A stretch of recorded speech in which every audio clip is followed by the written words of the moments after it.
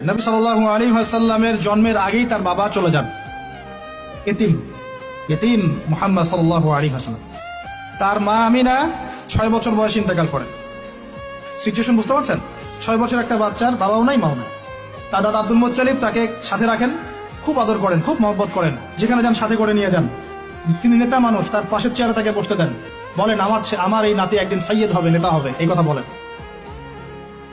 তিনি ইন্তেকাল করলেন 8 বছর বয়সে। তারপরে দায়িত্ব পেলেন চাচা আবু তালেব। নাম কি? এই 8 বছর বয়স থেকে নিয়ে নবী সাল্লাল্লাহু আলাইহি ওয়াসাল্লাম নবী হয়েছেন 40 বছর বয়সে, আর মক্কায় ছিলেন 13 বছর। প্রায় 53 বছর, প্রায় 53 বছর পর্যন্ত, 8 থেকে 53 বছর পর্যন্ত এই যে লম্বা সময় চাচা আবু তালেব নবী সাল্লাল্লাহু আলাইহি ওয়াসাল্লামকে পাহাড়ের মতো প্রোটেক্ট করেছেন, পাহাড়ের মতো। পাহাড়ের পিছনে আপনি দাঁড়ালে কি বাতাস লাগবে? এভাবে তিনি প্রোটেক্ট করেছেন নবী সাল্লাল্লাহু আলাইহি ওয়াসাল্লামকে। তার সন্তানদেরকে যা খাওয়াতেন তার চেয়ে ভালোটা নবীকে খাওয়াতেন সাল্লাল্লাহু আলাইহি ওয়াসাল্লাম। স্পেশাল রান্না তৈরি করে তাকে ডেকে নিয়ে বসতেন, কারণ এতিম ছেলে, মনে কষ্ট আছে, হয়তোবা সবার সামনে বলতে পারে না, ব্যাপারটা বুঝেন না? তিনি এইভাবে ট্রিট করতেন। এমনকি নবী হওয়ার পরে আল্লাহর নবী সাল্লাল্লাহু আলাইহি ওয়াসাল্লামের বিরুদ্ধে পুরা সমাজ চলে গেল। কেউ গালি দেয়, কেউ বলে সাহের, কেউ বলে কাযযাব, কেউ বলে ফারিকুল জামা। মানুষ গালিগালাজ শুরু করলো, নিন্দা গীবত তহমত শুরু করলো, অর্থনৈতিক বয়কট শুরু করলো, সামাজিকভাবে বয়কট করা শুরু করলো। এমন কোনো অত্যাচার নাই যা নবী সাল্লাল্লাহু আলাইহি ওয়াসাল্লামকে করা হয় নাই। বুঝতে পারছেন কথা? এইরকম একটা সিচুয়েশনেও চাচা আবু তালেব তিনি বলছেন, তারা তোমার দিকে আসতে পারবে না দলে দলে যতদিন আমি আবু তালেব দাফন হচ্ছি না মাটির তলে। কথা বুঝতে পারছেন?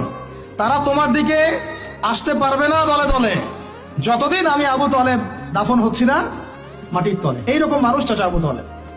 মানে আমরা যারা এখানে উপস্থিত আছি, বাংলাদেশে 16 কোটি মুসলমান, সারা বিশ্বের যে এত কোটি মুসলমান, তার মধ্যে বেশিরভাগ মানুষ, এই বেশিরভাগ মানুষকে যদি আপনি এক পাল্লায় রাখেন, চাচা আবু তালেবের অবদানটাকে আরেক পাল্লায় রাখেন, ওই পাল্লা ভারী হবে ইনশাআল্লাহ। কিন্তু শেষ পর্যন্ত চাচা আবু তালেব কালিমা লা ইলাহা ইল্লাল্লাহ পড়তে পারলেন না। কথা কি বুঝতে পারতেছেন ভাই?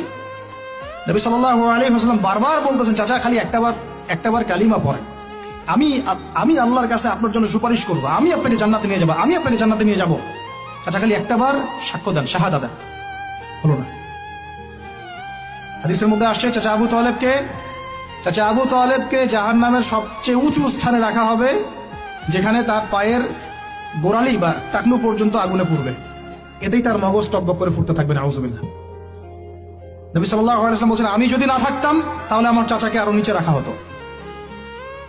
এত কিছু করার পরেও ইসলাম কবুল না করার কারণে এই অবস্থা হলো।